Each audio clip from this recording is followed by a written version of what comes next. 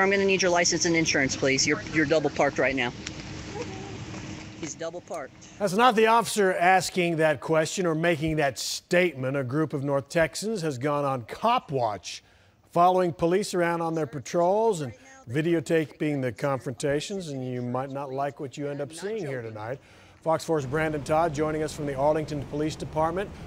All right, the question is, what are they trying to accomplish, and how are police responding or dealing with it, Brandon? Yeah, and we covered that. These so-called cop watchers, most of them have scanners in their car, so they'll roll up on a traffic stop. They start videotaping the officer doing the stop. And some people are asking, are they watching the officers or are they harassing them? Just don't violate his rights.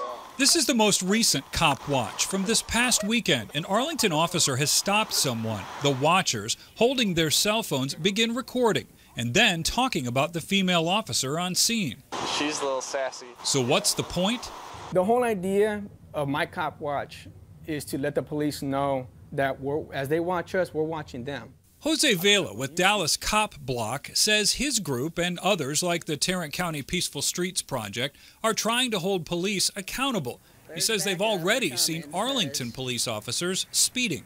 We're catching them doing not 5 miles an hour, not 10 miles an hour, but 15 and 15 plus over the posted speed limit with no lights and sirens. Double parked. But what they claim as accountability sometimes comes off as nothing but harassment, like in this video posted by a man named Jacob Cordova. Well, you're double parked right now, so I'm going to need to see your license and insurance. I'm going to need to ask you to step out of the vehicle, sir. Or this one, where the watchers get right up in the face of a female officer. S. Brown, she's the one that wrote me. This video was shot by Corey Watkins, the president of Open Carry Tarrant County. He's the one calling the female officer sassy, and later in the video refuses to obey an officer's request. Okay, this guy's acting a fool. Catherine Smith-Torres is the former police chief of Cockrell Hill and a law enforcement expert.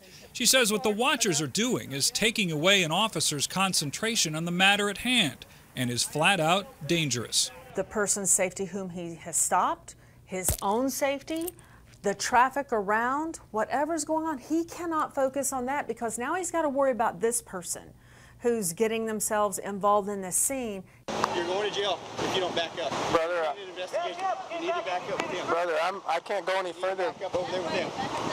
She adds, anyone getting close to a police scene, even a traffic stop, is automatically making themselves a suspect. Watching is one thing, but this? All that is mere intimidation, what this guy's trying to do. Arlington police have issued the groups this letter acknowledging that what they're doing is legal, but advising them not to interfere with an investigation or threaten an officer. Vela admits sometimes it's just about doing it because they can. The whole idea was to give them a taste of their own medicine too as well.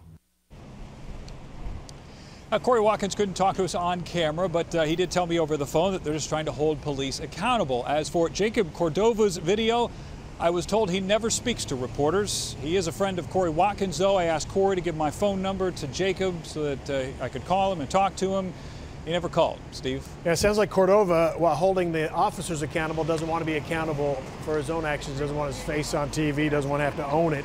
So they ask you, if they're acting like 13-year-olds, but what we got to acknowledge is it's not illegal to act like a 13-year-old in most cases out there, right? Well, exactly. It is legal, and many times you'll hear these officers simply answer and then walk away. Now, in cases where the watchers are getting too close, you saw that one officer kind of yelling at them to get back. Now, I've heard from the wives of at least 2 officers in the last 2 days who say they're worried for the safety of their spouse. The women have told me this is a huge distraction for the officers, and when officers get distracted, Steve, as you can imagine, things can get dangerous. Yeah, I'm anxious to see what people think of this video they've seen tonight in the viewer's voice. Hope to hear from people. Brandon Todd, thank you very much.